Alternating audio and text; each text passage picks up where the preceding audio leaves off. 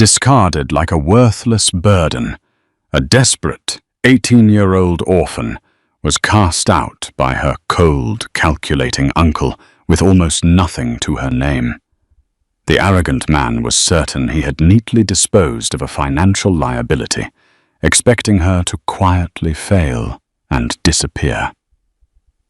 He had no idea the desolate, abandoned wasteland she bought for $1 secretly harbored a staggering hidden fortune.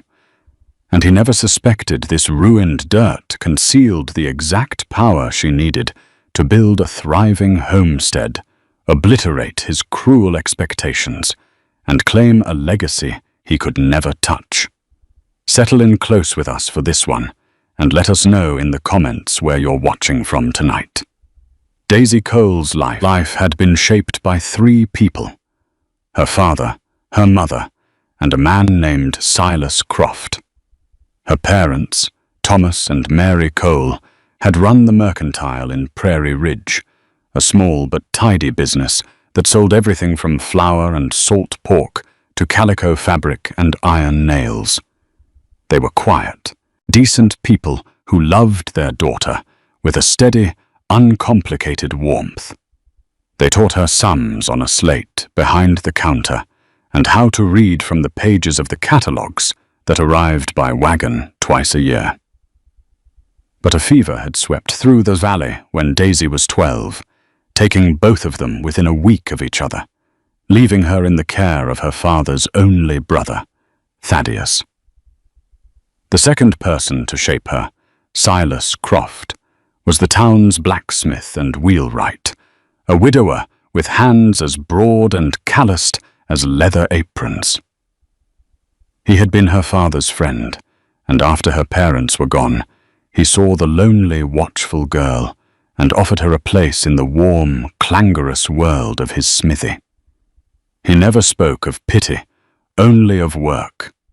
He taught her the names of tools, the froe for splitting shingles, the adze for shaping beams, the draw knife for smoothing wood until it felt like river stone. He showed her how to read the grain in a piece of oak, how to temper steel so it would hold an edge, and how to mix the chinking mortar of clay, sand, and horsehair that would seal a cabin against the winter wind. He taught her that there was no such thing as useless, only things that had not yet found their purpose. On her 16th birthday, he gave her a small whittling knife.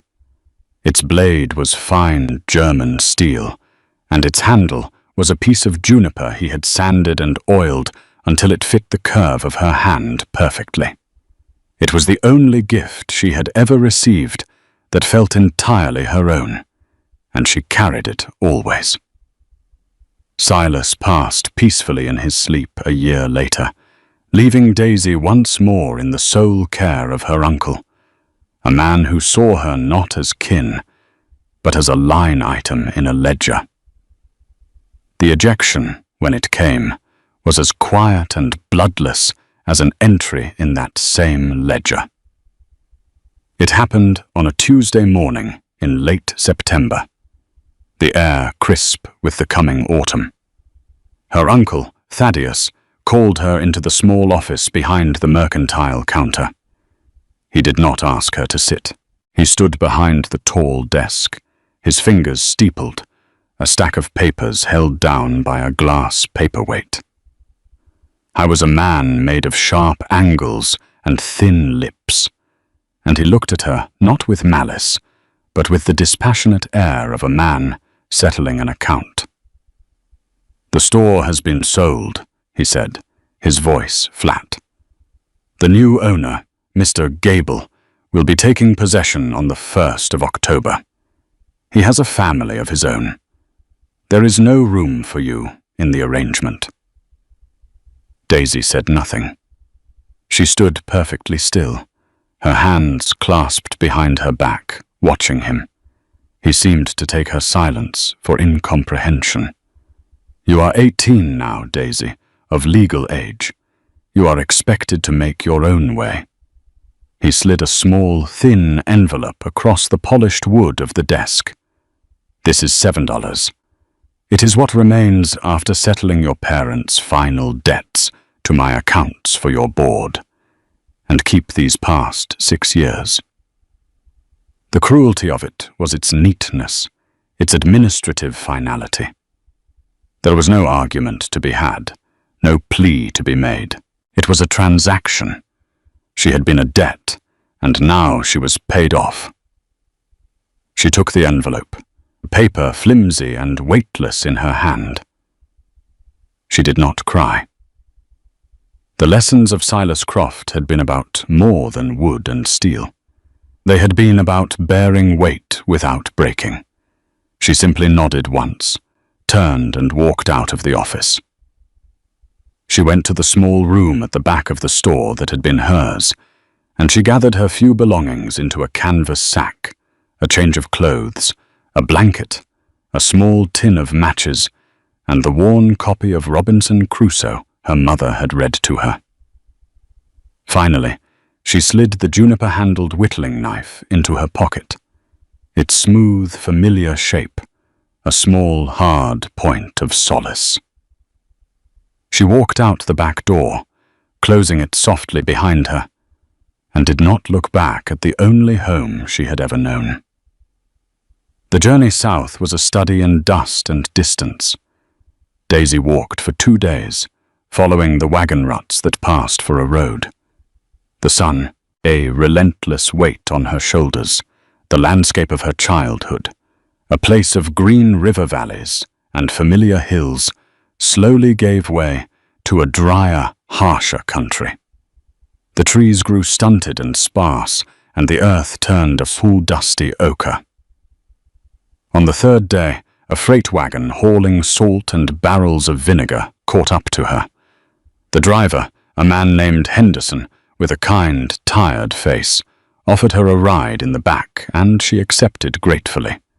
She rode for another 3 days, jostled by the ruts and baked by the sun, watching the vast, empty land unspool around her.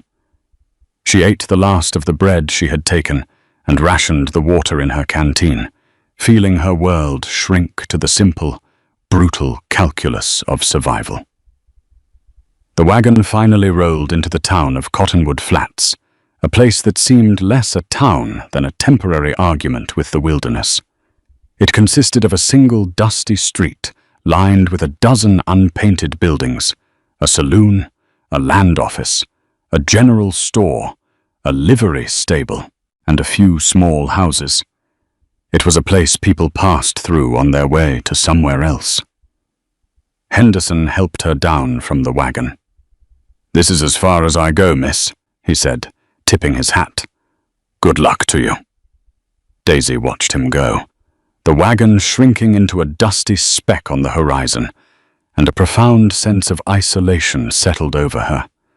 She was a stranger in a strange place, with $6 and some change in her pocket, and no plan beyond the next hour. She stood in the middle of the street, the wind pulling at her hair, and took stock. The buildings looked tired, their wood bleached silver by the sun. The silence was immense, broken only by the creak of a sign and the distant stamp of a horse. She thought of Silas Croft, of his quiet competence, of the way he could look at a broken wheel and see not just the damage, but the precise steps needed to make it whole again. She took a deep breath, the dry air scratching at her throat, and walked toward the building marked Land and Title Office. The man inside the Land and Title Office was named Elias Vance, a name she learned from the tarnished brass plate on his desk. He was old, with skin the color of worn paper and spectacles perched on the end of his nose. The office smelled of stale tobacco and dust. He looked up from his ledger as she entered, his expression one of weary patience. "Help you?" he asked, his voice a dry rustle. Daisy placed her canvas sack on the floor and stood before his desk. "I'm looking for a place," she said simply. Land, a claim, something I can afford. Vance gave a short, humorless laugh. He gestured vaguely at the maps on the wall, a patchwork of claims and homesteads. Everything worthwhile is taken, girl. Has been for years. Unless you've got $1,000 and a mind for ranching on a grand scale, there's nothing here for you. Daisy's hope, a small and fragile thing, began to wither. She thought of her $6. "There's nothing at all?" she asked, her voice quiet but steady. The clerk paused, tapping a long finger on his ledger. He looked at her then, truly looked at her for the first time, seeing not just a traveler, but a young woman standing alone with a straightness to her spine that spoke of something other than desperation. A flicker of something, memory, or perhaps pity, crossed his face. "There is one place," he said slowly, as if pulling the thought from a dusty corner of his mind. "The old Hatcher place, of here, up near the dry creek. Been on the books for 15 years.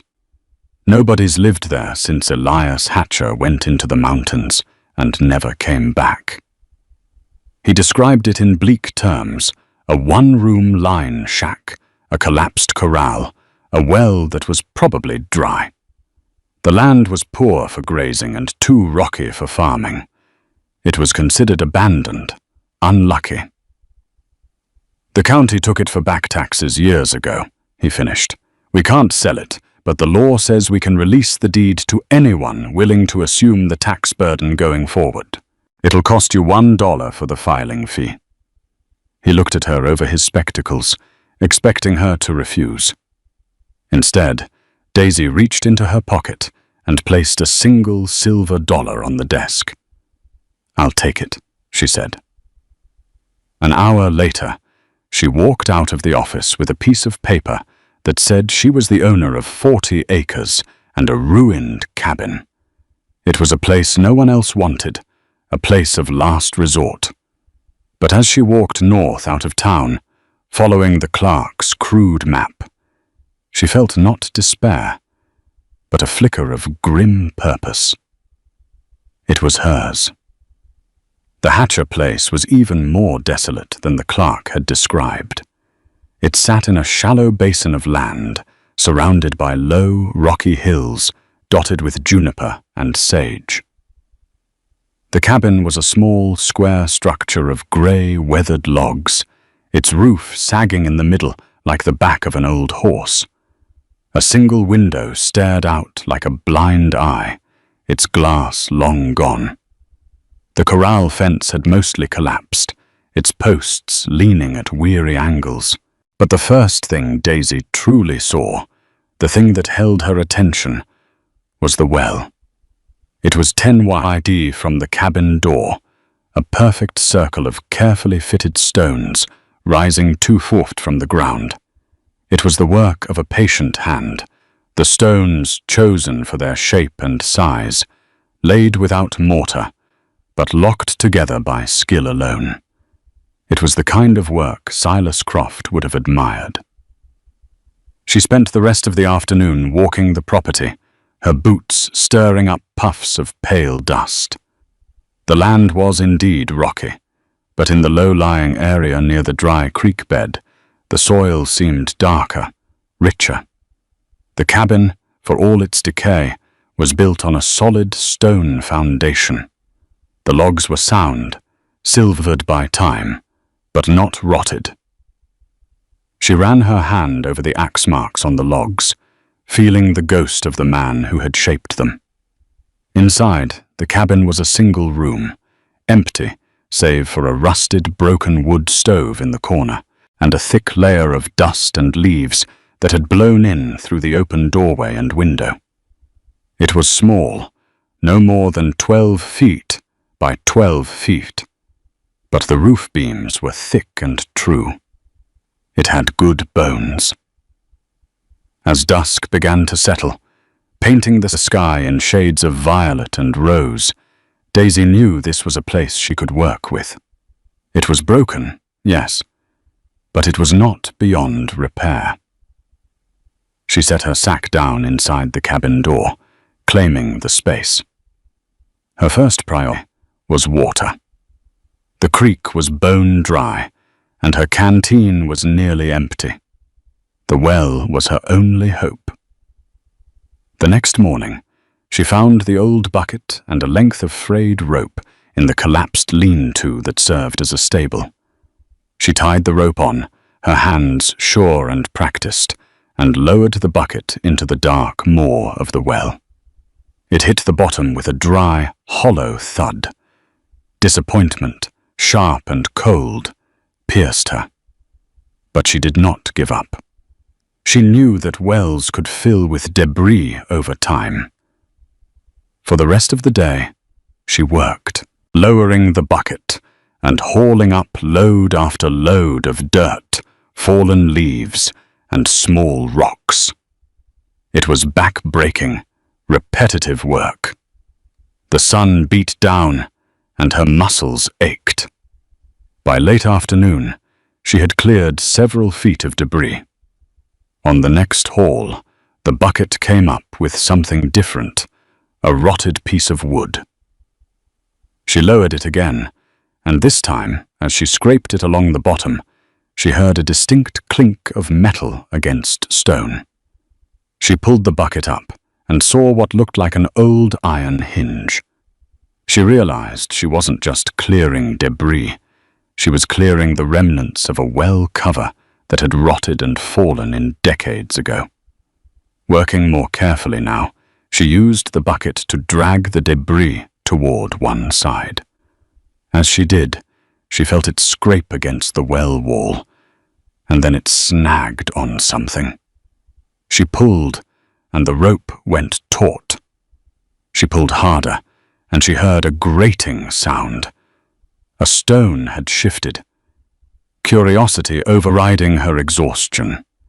She worked the bucket back and forth, nudging at the loose stone until it finally tumbled into the bottom of the well.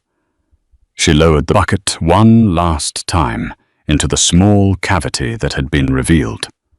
When she hauled it up, it was heavier than before.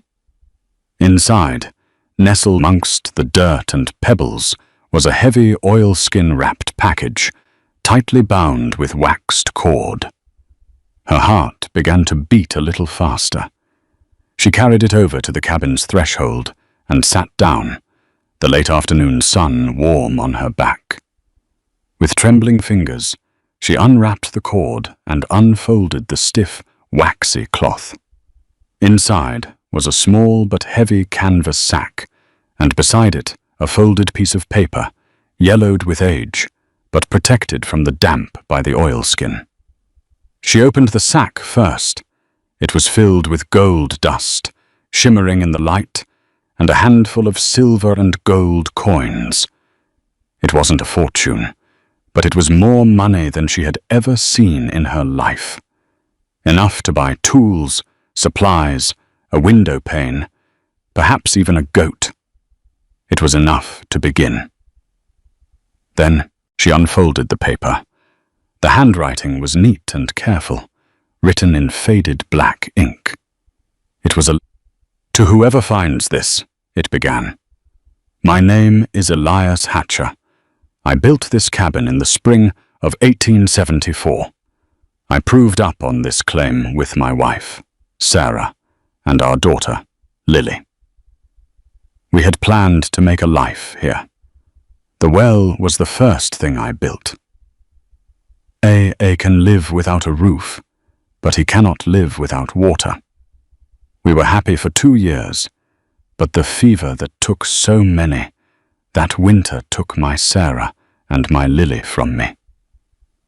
I buried them on the rise to the east, where they could see the sunrise. After they were gone, the silence of this place became too loud to bear. I am leaving what little I have. This gold is from a small strike I made up in the mountains. It is not much, but it is clean money, earned with my own hands. I have no family left to give it to. I am going back into the high country. Perhaps I will find peace there, or perhaps I will not return. It does not matter much to me now. My only hope is that whoever finds this is in need, and that you will use it to bring life back to this place. A home should not be swamped.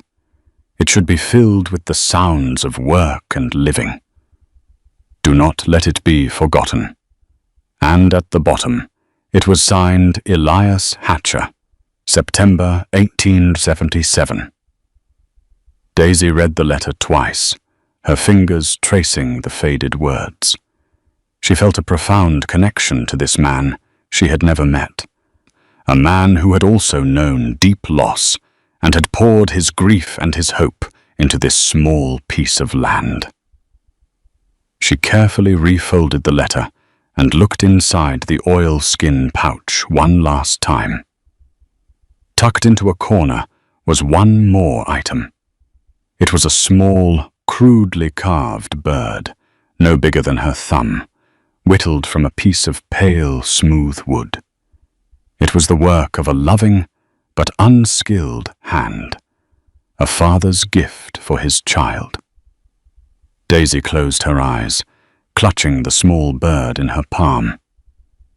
In her other pocket, she could feel the familiar weight of the juniper-handled knife Silas Croft had given her. Two gifts from two good men she would never see again. One, a tool for shaping the world. The other, a small token of love. She sat there as the sun dipped below the hills, the silence of the place no longer feeling empty, but filled with a quiet sense of purpose. She was not just an inheritor of a piece of land. She was the keeper of Elias Hatcher's hope. The next morning, Daisy walked the long miles back to Cottonwood Flats, the gold dust and coins secured in a pouch inside her shirt. The weight of it was a constant, reassuring pressure against her skin. She walked not with the uncertainty of an outcast, but with the determined stride of a woman with a plan. Her first stop was the general store, a place that smelled of coffee beans, leather, and smoked bacon. She bought sacks of flour, beans, and salt, a slab of bacon, coffee, and a small cast-iron skillet. Then she went to the livery, where a man named Caleb Finch ran a small lumber mill behind the stables. He was a big, gruff man with a beard full of sawdust, and he looked at her with suspicion when she asked to buy lumber. "What's a girl like you need with lumber?" he asked, his voice a low rumble. "I'm rebuilding the old Hatcher place," she said, meeting his gaze directly. "I need cedar for shingles and a few good planks for the floor and a door." Finch grunted, but he saw the seriousness in her eyes. He led her to a stack of cedar logs. "You know how to use a froe and mallet?" he asked, testing her. "Yes," Daisy said. "Mr. Silas Croft of Prairie Ridge taught me." The name brought a flicker of recognition to the man's face. Silas Croft knew of him. He was a master wheelwright. "If he taught you, you know what you're doing." His demeanor softened almost imperceptibly. He showed her how to select the best logs, the ones with straight grain and no knots. He sold her the wood, along with a bundle of used but sound planks, for a fair price. He even threw in a handful of old straight nails for free. "You'll need these," he said, dropping them into her sack. "No sense in a good door falling off its hinges." Daisy spent the next weeks in a fever of labor, her days dictated by the sun and the steady rhythm of work. She started with the roof. Using a mallet and the froe she'd purchased, she split the cedar logs into hundreds of thin, uniform shingles, the sweet, sharp scent of the wood filling the air.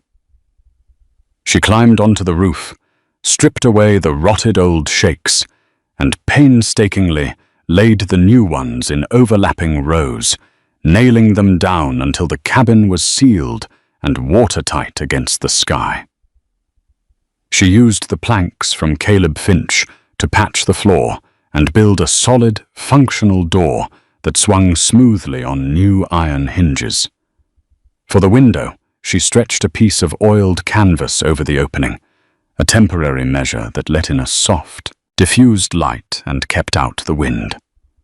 Her evenings were spent by the fire she built in the repaired wood stove, eating beans and bacon from her skillet, and planning the next day's work. She found the graves Elias had spoken of, 2 small mounds of stone on a low hill. She cleared the weeds from them and, using her whittling knife, carved their names onto a smooth Sarah and Lily hatcher. It felt like the right thing to do, a small act of remembrance. One afternoon, a woman on a mule rode up to the cabin. She was older, with a kind, weathered face and hands that were clearly used to hard work. "I'm Agnes Miller," she said, her voice warm. "My place is a few miles east of here. Saw the smoke from your chimney. Haven't seen that in 15 years. She held out a small pail. "Brought you some milk. A body can't live on beans alone."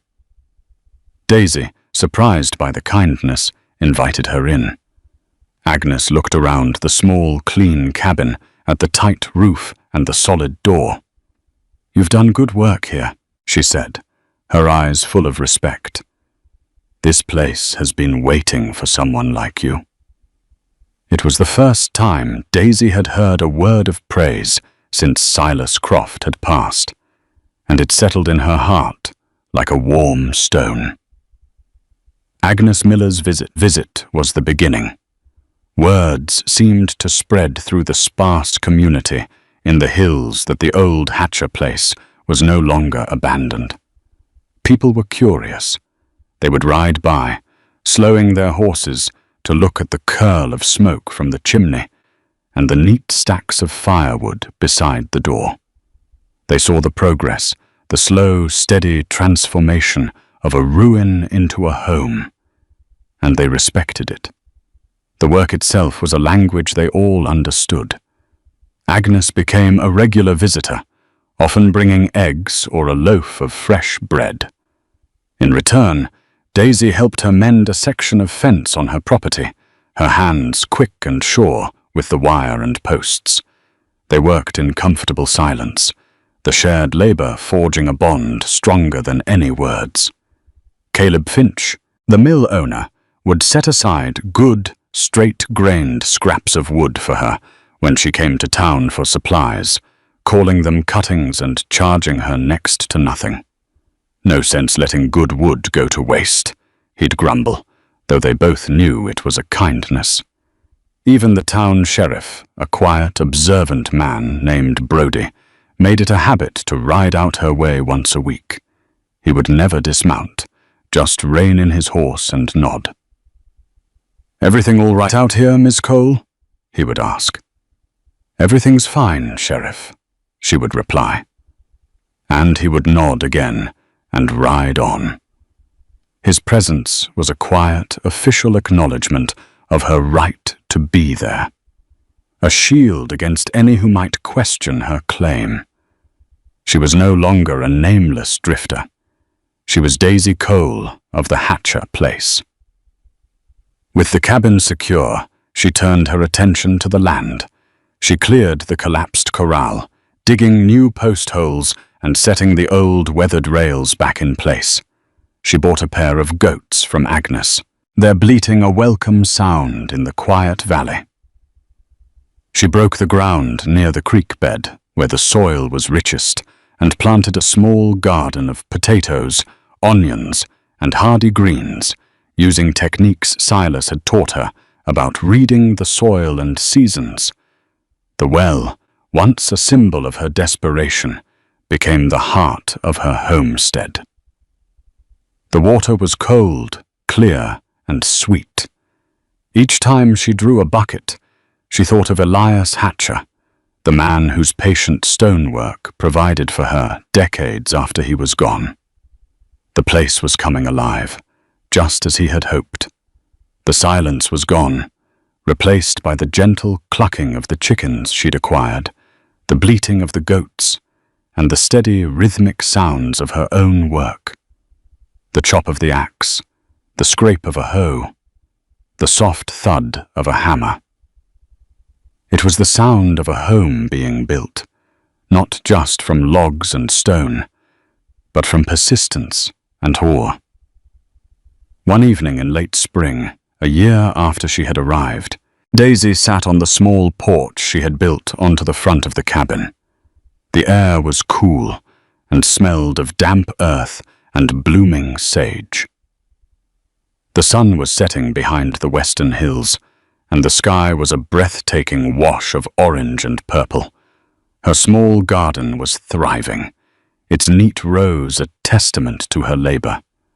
Her goats grazed peacefully in the rebuilt corral. From the open cabin door behind her, the light of her lantern cast a warm yellow glow. The place was no longer a ruin. It was a home.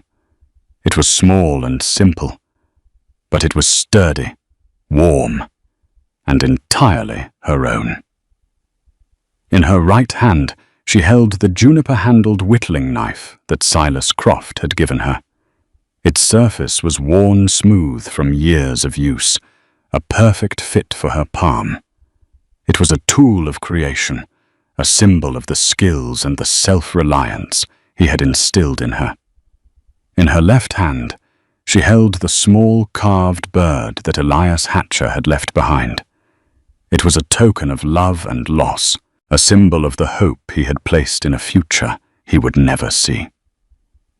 She thought of the two men, strangers to each other, from different parts of her life, who had both, in their own ways, given her a foundation to build upon.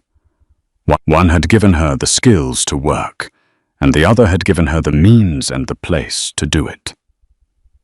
Then she thought of her uncle, Thaddeus, the man who had cast her out with $7, believing her to be a worthless burden. He had seen her as a liability to be disposed of, a final entry in a closed ledger. He could never have imagined this place, this life she had built from what he and everyone else had considered nothing. He had mistaken her quietness for weakness, her solitude for helplessness. Daisy Cole was 18 years old when she arrived in this valley, an orphan with $1 to her name. She had spent that dollar on a piece of abandoned land that nobody wanted. It was the best dollar she ever spent. That quiet strength to see potential where others only see ruin is a rare and powerful thing.